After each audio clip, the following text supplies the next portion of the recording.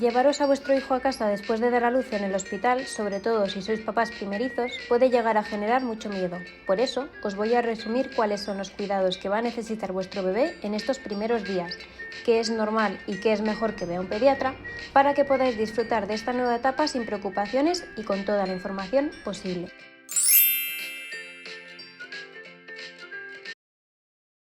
Bienvenidos al segundo capítulo de Primerizos y Apañaos. En este capítulo vamos a ver la digestión del recién nacido, todo lo que tiene que ver con ella.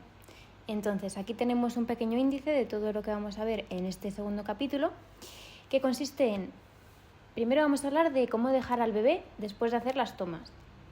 Luego hablaremos de las regurgitaciones o vómitos, qué es normal y qué no es normal. También hablaremos de los gases, de cómo sacárselos, tanto los eructos como los pedetes. Hablaremos también un poco sobre los cólicos del lactante. También, por supuesto, el famoso meconio.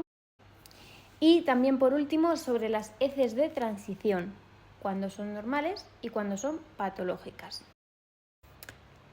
Bueno, primero de todo vamos a ver cómo dejar al bebé tras las tomas. Hemos hecho la toma, la hemos hecho bien. Hice el primer capítulo de la lactancia, por si lo queréis ver, para orientaros un poco sobre cómo alimentar a vuestro bebé y cómo hacer las tomas de manera óptima. Bueno, le hemos dejado ya comido, ya apañado, se ha quedado saciado, y ahora cómo le dejamos después de la toma. Entonces, una vez terminada la toma y sacados los gases, lo que vamos a intentar es favorecer que nuestro hijo haga la digestión. Entonces, tenemos una serie de métodos para favorecer a que se produzca esta digestión, que no genere ninguna molestia al bebé y que se quede a gusto y sin dolor, sin gases, etc. Primero de todo, tenemos que poner a nuestro bebé en una postura inclinada para que se favorezca la digestión después de la toma y para además prevenir posibles vómitos o regurgitaciones, que ya vamos a ver que son muy comunes en el recién nacido, pero que si se pueden prevenir, pues mejor. Después de la toma, os recomiendo que le tengáis 15 minutos incorporado. ¿Y cómo incorporado?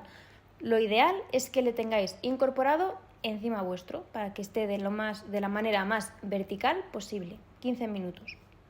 Es verdad que esto muchas veces no es posible, entonces podemos pasar directamente al segundo paso. El segundo paso es ponerle en la cunita inclinado. Lo ideal sería 15 minutos encima vuestro y luego ya el resto del tiempo inclinado en la cunita, pues a unos 30 grados más o menos. Ya os digo, el primer paso lo podéis saltar si no tenéis tiempo, lo que sea. Las cunas, la mayoría de ellas, tanto del hospital como vemos aquí, como de casa, se pueden inclinar. Si no, también se pueden inclinar de otras maneras, como por ejemplo en esta foto hemos visto que se ponen libros debajo del colchón o lo que sea. Si vemos que el bebé tiene digestiones muy pesadas, pues podemos recurrir a este método. ¿Y por qué que el bebé esté en una postura inclinada favorece la digestión? Pues muy fácil, os lo voy a explicar. Este es el estómago de una persona normal, ¿vale? Aquí tenemos sus diferentes partes, el píloro, el duodeno y el cardias. Nos vamos a fijar en este último, en el cardias. ¿Veis que tiene como una especie de puertecilla o de válvula, ¿no? Pues el problema es que los bebés recién nacidos no tienen desarrollada esta válvula. ¿De qué se encarga la válvula del cardias? Se encarga de que no refluya el contenido del estómago hacia arriba. Mira, si os fijáis, una vez pasa la comida, se cierra, ¿vale? ¿Qué pasa con los bebés? Que al no tener esa válvula, pues permanece abierto y se comunica, tanto el estómago como en el esófago, provocándose así un reflujo. Entonces, es normal que el bebé tenga reflujo precisamente por esto, porque esta válvula no está desarrollada. El reflujo y la regurgitación en los bebés es normal, ¿vale? Entonces, ¿qué podemos hacer para evitarlo? Ya que no tienen desarrollada esta válvula del cardias, la que os he comentado antes, no se cierra bien. Entonces, se produce este reflujo. Por lo tanto, al no ayudarnos el cardias, al no estar desarrollado el cardias y por tanto no favorecer la digestión, favorecemos la digestión gracias a la gravedad. Le inclinamos un poco y así de esa manera, por más que vaya hacia adelante la comida, no termina de subir del todo porque está el bebé inclinado y por gravedad todo lo que es la comida, la leche materna en este caso, baja hacia abajo.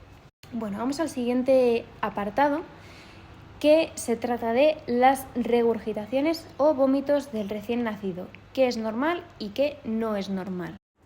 En primer lugar, vamos a ver las regurgitaciones del recién nacido, que es un proceso normal. Entonces, las regurgitaciones se producen a causa de la inmadurez del cardias, como hemos visto hace un momento. La inmadurez del cardias puede causar la expulsión de pequeñas cantidades de leche con un aspecto transparente, blanco o, como vemos en la foto, con un poco de amarillo, que es calostro. Se trata de manchas de tamaño no mayor a una pelota de tenis que el bebé babea o lo expulsa junto a hipo. Como hemos dicho, esto es normal hasta los 6-12 meses de vida aproximadamente. Luego tenemos lo que son los vómitos, ya no regurgitaciones, sino vómitos. En este caso, el bebé expulsa el contenido del estómago de manera brusca, sale disparado y en mayor cantidad. El aspecto, además de oler a vómito, el aspecto suele ser blanco, bilioso o transparente.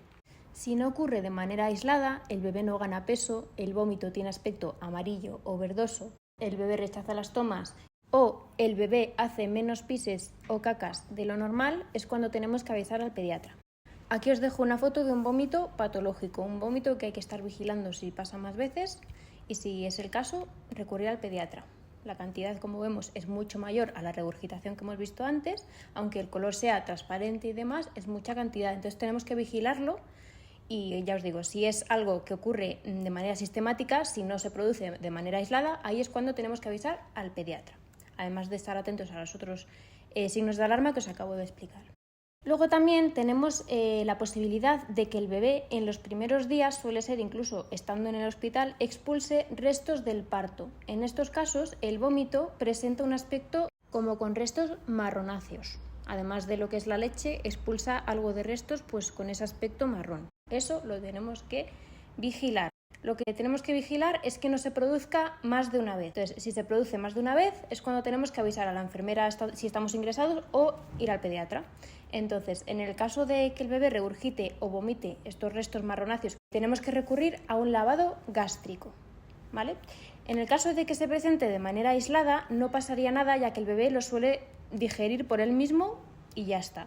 El problema es cuando tiene demasiados restos, entonces los vomita y además las tomas no las hace bien porque el bebé está incómodo, porque tiene esos restos en el estómago y hay que sacarlos.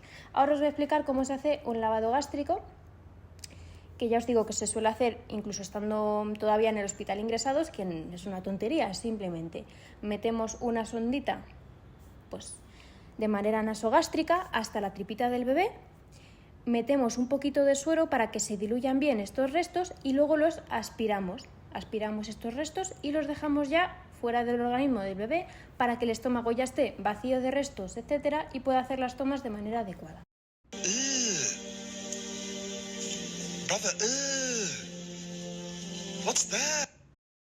Bueno, para prevenir estos vómitos, regurgitaciones, etcétera, las regurgitaciones, como hemos dicho antes, es normal que pasen, pero bueno, si las podemos prevenir, mejor que mejor. Tenemos 3 métodos. Tenemos que ponerle al bebé de manera vertical tras las tomas, como hemos dicho antes, 15 minutos con mamá o papá y el resto de la digestión con la cunita inclinada, a ser posible. Es muy importante que expulsemos de manera correcta los gases. Ahora os voy a explicar cómo sacar los gases del bebé de manera correcta, porque es que si no, la mayoría de vómitos o regurgitaciones suelen ser porque no se ha sacado bien los gases. Y además, por no empachar al niño, en el caso de tener calostro y además darle el biberón, igual tenemos que replantear si el bebé está vomitando y demás, o saltarnos el biberón en esa toma, o darle menos cantidad de biberón. Ya os digo, si además estamos con el pecho y tenemos calostro, lo mismo le estamos empachando y por eso está expulsando ese exceso de leche. Y como he puesto aquí, no forzar a terminarse los biberones al bebé si vemos que está vomitando las tomas. O sea, si ha hecho la toma del pecho bien y encima le hemos dado un poquito de biberón y el niño no quiere más, pues no le forzamos a terminárselo porque si no va a acabar vomitando. Ahora vamos a ver el tema de los gases, como os he dicho antes, cómo sacárselos, tanto los eructos como los pedetes. Para sacarle los eructos al bebé, pondremos los dedos de la siguiente forma.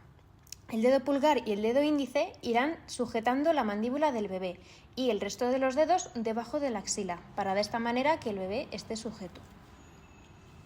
No se nos vaya ni hacia adelante ni hacia atrás. Entonces nada, sujetamos la mandíbula y la inclinamos hacia adelante. Importante inclinarla hacia adelante porque favorece que se expulsen mejor los gases. Y después procederemos a sacarle los gases dando toques firmes por toda la espalda, con la mano de manera cóncava. Aquí os resumo los puntos más importantes en cuanto a sacarle los eructos al bebé. Es importante que la mano esté cóncava, que los toques sean firmes, luego además que los saquemos entre pecho y pecho, si estamos dando biberones a mitad del bibe y al final de la toma, tanto de biberón como de pecho. Si en 2-3 minutos vemos que no sale ningún eructo, no pasa nada, no pasa nada porque en una toma el niño no expulse ningún gas.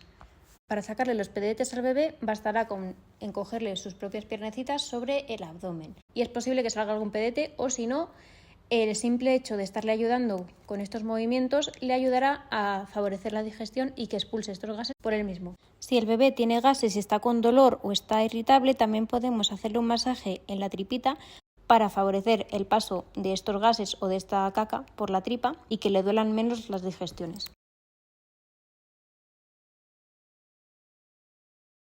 Ahora vamos a hablar de los cólicos del lactante.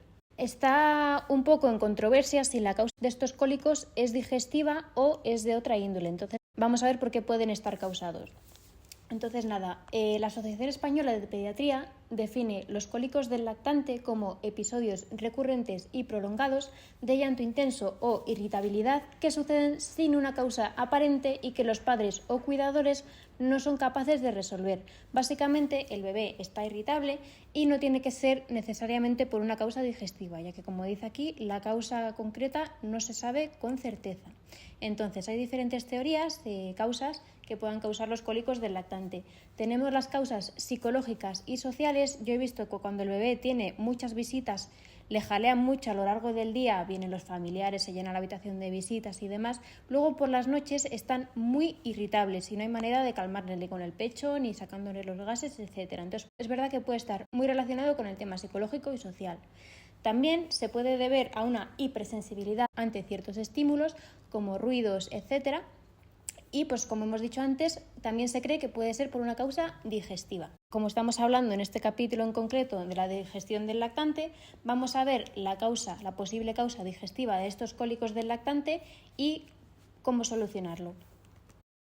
Como hemos visto antes, el aparato digestivo del bebé no está totalmente desarrollado, ya no solo a nivel del estómago, sino a nivel del intestino. Vemos que las fibras musculares del intestino del bebé, se contraen excesivamente, se pueden contraer excesivamente durante la digestión. Por eso hemos visto que tienen pedetes, que les cuesta eliminar los pedetes o que les duele cuando va pasando la caquilla por la tripa y por eso le tenemos que hacer esos masajes que acabamos de ver en la tripita y entonces eso les causa dolor. Pueden estar irritables por eso. También, como hemos visto en el primer capítulo, los gases, los cólicos producidos por gases se pueden producir con los dos tipos de lactancia, pero se ha demostrado científicamente que con la lactancia materna se producen con algo menos de frecuencia que con la lactancia artificial. ¿Cómo manejamos los cólicos del lactante? Que tienen que ver con temas digestivos. Bueno, pues básicamente es un resumen de todo lo que os he contado en estas diapositivas anteriores. Al bebé le pondremos en una posición erguida, aplicaremos calor y masajeamos la barriguita, como hemos visto también. Revisamos la leche de fórmula, ya que pueden ser intolerantes a algún tipo de componente de esta leche de fórmula. Moveremos al bebé para que movilice estos gases que les pueden estar causando dolor. Y luego nada, se le puede poner música relajante, favorecer un ambiente más tranquilo e intentamos que el bebé eructe o sacarle los gases. Si vemos que aún así no se calma y el bebé sigue irritable, simplemente puede ser un cólico causado por otro tipo de factor. Como hemos visto antes, no todos los cólicos del lactante tienen una causa digestiva. Además de esto, tienes que descartar otras causas. El bebé no puede estar solo irritable porque tenga un cólico. El bebé puede estar irritable porque tiene hambre, porque tiene caca y está incómodo, etcétera, etcétera. No nos tenemos que olvidar tampoco de eso. Bueno, pues ha llegado el momento de hablar del meconio. Sé que esta no es la imagen más agradable de ver, pero bueno, este es el aspecto del meconio. El meconio son las primeras cacas del bebé, que tienen un aspecto negro y pegajoso y que expulsan, pues eso, las primeras 24 horas de vida. El meconio es una caca consistente, a mí me gusta definirlo como una plasta. Entonces, lo digo porque se me acercan papás en el hospital o cuando les pregunto si el bebé ha hecho caca, me dicen que sí y tiene el mínimo pedete de caca en el pañal. Eso no es el meconio. El meconio Tiene que tener el aspecto de la foto, si no, no contamos como deposición positiva en el recién nacido. Como acabo de decir, pueden expulsarlo desde el nacimiento, hay bebés que lo expulsan en el propio paritorio, hasta las primeras 24 horas de vida. Si tarda más de estas 24 horas de vida, hay que avisar al pediatra. De todas maneras, si vemos que el bebé no ha hecho caca más o menos a las 17 horas de vida, así empezaremos a preguntaros y a estar más pendientes. Pero vamos, durante las primeras 24 horas de vida es normal que el niño no haga caca. Si tarda más es cuando hay que avisar al pediatra. ¿Cómo limpiar el meconio y las cacas del bebé? Este es un temazo en mi hospital. Bueno, pues es que es súper simple. Vamos a explicaros cómo cambiar un pañal en 5 pasos, como hemos visto en esta infografía, que la verdad que es bastante explicativa y bastante clara. El primer paso es tener a mano todo el material. El siguiente, pañal, toallitas por un tubo, o también podemos usar gasitas con agua si no tenemos toallitas a mano. Una esponja con agua y jabón neutro en el caso de que la caca sea una cosa espectacular. En ese caso, mejor esponja con agua o meterla al niño directamente en la bañera. Y bueno, la crema del culete es un tema un poco controvertido también. En el hospital no recomendamos crema del culete a no ser que la zona del culete, la zona del pañal esté irritada, porque entonces la crema se junta con el meconio y eso hace una pasta que al final va a ser peor. Va a favorecer que se le irrite de verdad el culete. El siguiente paso, colocamos al bebé. Bueno, al bebé le ponemos boca arriba, desabrochamos las tiras del pañal, levantamos las piernecitas como en el paso 2 de la foto y recomiendo dejar el pañal antiguo cerrado y debajo del culete para evitar manchar la sábana, el cambiador o donde le vayamos a cambiar el pañal al bebé. Es muy típico que en cuanto le cambies el pañal es quitarle el pañal de antiguo y que se hagan pis o caca. Entonces por eso recomendamos dejar el pañal antiguo debajo del culete. El tercer paso, limpiamos. ¿Cómo limpiamos? Pues de arriba abajo, sin frotar, ya que la fricción irrita. Es una zona bastante sensible, entonces nada, de arriba abajo. Si no sale, usamos jabón y agua tibia tirando a calentita. Tenemos que tener ojo con los pliegues de los testículos de los niños, que queden bien limpitos, y con la vagina de las niñas. Las niñas vamos a ver que pueden tener una especie de flujo como el de la mujer adulta, que eso no hace falta retirarlo mientras no tenga caca o esté sucia la zona de la vagina. Si está sucia con caca la vagina, lo retiramos, si no, no hace falta. El siguiente paso, como hemos hablado, el tema de la crema, ¿sí o no? La crema la recomiendo, como hemos dicho antes, solo si la zona está irritada, ya que cuando se junta con el meconio se mezcla y es contraproducente. A continuación colocamos el pañal. Pues nada, el pañal no tiene más misterio. Es simplemente lo ponemos a la altura del ombligo del bebé, tapando el ombligo. Lo abrochamos sin miedo para evitar fugas. La colilla de los niños debe estar hacia abajo porque si hace pis hacia arriba se mancha la zona del cordón. Y una vez cerrado el pañal sobre el cordón umbilical, sobre la pinza del cordón umbilical, le damos una vuelta para que lo que es la pinza del cordón esté fuera del pañal y no llegue a mancharse. Bueno, pues el último apartado de este segundo capítulo del curso son las llamadas heces de transición, cómo va cambiando la caca del bebé a lo largo de los días. Bueno, las primeras cacas del bebé, como hemos dicho, son el meconio, que lo expulsan en los 3 primeros días de vida más o menos y es de color negro. Poco a poco se va volviendo más verde grisáceo, con trozos incluso de color mostaza. Esto ocurre entre el 4.º y el 5.º día, a veces incluso aparece antes y es normal. Y por último tenemos las cacas típicas del bebé amamantado, que empiezan a partir del 5.º o 6.º día de vida, que son de color mostaza.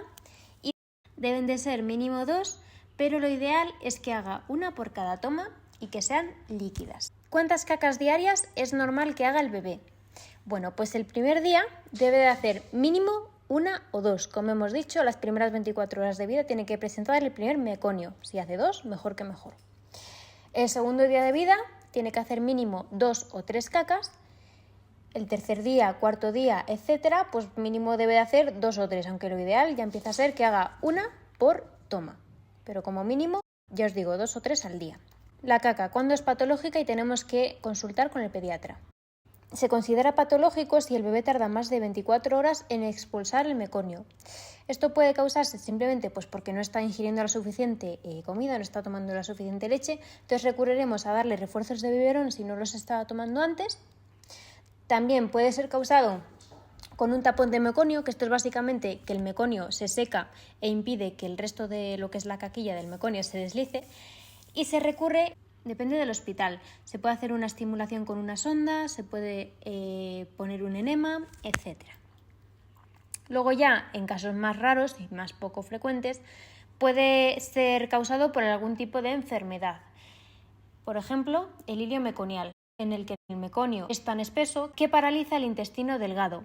Esto suele ser consecuencia, en la mayoría de los casos, de la fibrosis quística, enfermedad que se detecta en las llamadas pruebas del talón o pruebas metabólicas del recién nacido. También puede ser causado, ya os digo, en casos muy raros, por la enfermedad de Hirschsprung, en la que la ausencia de células nerviosas en los músculos del colon del bebé hace que la caca no pueda ir avanzando y entonces se paraliza en el colon. Tenemos que estar atentos además de trazas de sangre. Esto puede ser por una causa muy simple y totalmente fisiológica, como que el bebé haya ingerido restos del parto, como hemos visto antes, puede pasar. También puede ser porque la mamá tiene algún tipo de herida en el pezón, que le esté sangrando, el bebé haya tragado esa sangre y la hace en la caca. Esto es también fisiológico, no pasa nada. Y luego ya por enfermedades, como por ejemplo fisura anal, la proctocolitis hemorrágica por alergia a la proteína de la leche de vaca, enfermedad inflamatoria intestinal, etc.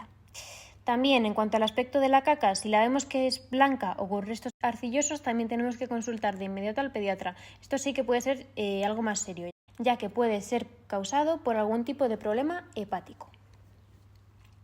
Y por último, en cuanto a la frecuencia, pues como hemos visto antes, el primer día deben hacer mínimo 1 o 2, el segundo día mínimo 2 o 3, y a partir del tercer, cuarto día, pues mínimo también 2 o 3, pero lo ideal es que sea después de cada toma. Si vemos que es menos de estas cantidades, es cuando tenemos que avisar al pediatra.